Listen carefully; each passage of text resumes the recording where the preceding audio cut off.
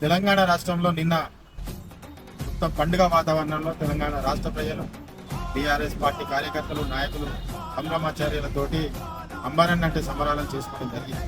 దానిలో భాగంగానే నిన్న వరంగల్ తూర్పు నియోజకవర్గంలో ఊచం మైదానంలో కలెక్టర్ గారి అనుమతితో శాసన మండలి ఎన్నికలున్న సందర్భంగా వారి అనుమతిని తీసుకొని పెద్ద ఎత్తున కేసీఆర్ గారి జన్మదిన సందర్భంగా వేడుకలు చేయడం జరిగింది.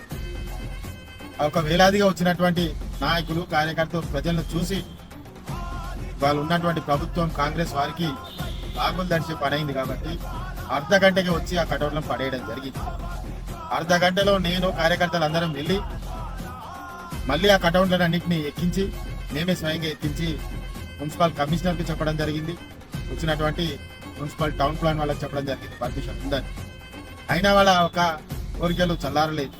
ఇంకేదన్నా ఒకటి చేయాలి, ఇంతమంది జనాలు బయటకు వస్తారా, ఇంత గొప్పగా ఉంటుందా, మేము ప్రభుత్వంలో ఉండగా మా శాతకాని ప్రభుత్వంలో ఉండగా ఇంత గొప్పగా ఉంటుందా కేసీఆర్ యొక్క జన్మదినం అని ఆవేశపడి అత్యుత్సాహం పడి ఇవాళ ఇప్పుడు తెలిసినటువంటి విషయం నా మీద కేసులు పెట్టారో తెలుసు.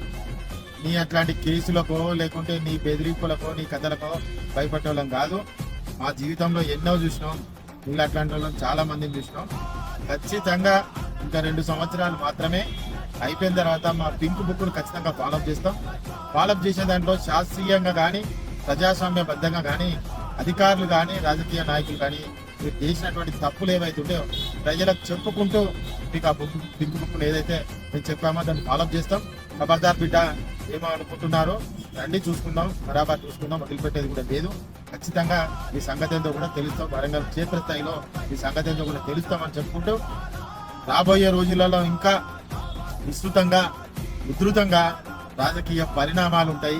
అదేవిధంగా మేము చెప్తున్నాము, ఇవాళ బీసీ ముఖ్యమంత్రి కావాలనే చర్చ ఏదైతుందో ఖచ్చితంగా బీసీ ముఖ్యమంత్రి కావాలని చెప్పి కాంగ్రెస్ లోనే చర్చ పెట్టి మరి రేవంత్ రెడ్డి పీఠం కదులుతుంది కాబట్టి ఏదైతే పొంగులేటి శ్రీనివాసరెడ్డి ఉన్నాడో అనే బాంబులు పేలుతాయి అన్నారు. బాంబులు పేలేది ఇదేనా? ఏది రేవంత్ రెడ్డి ముఖ్యమంత్రి పీఠం కదిలే బాంబు ఇదేనా? నువ్వు చెప్పింది అదేనా పొంగులేటి శ్రీనివాసరెడ్డి గారు? మేమేందో అనుకున్నాము, మరి బాంబులు నిజంగా కూడా పేలుతున్నాయి కదా మీ రేవంత్ రెడ్డి ముఖ్యమంత్రి పీఠానికి అని కూడా ఈ సందర్భంగా గుర్తు చేయడం జరుగుతున్నది. జై తెలంగాణ, జై కేసీఆర్, జై కేటీఆర్.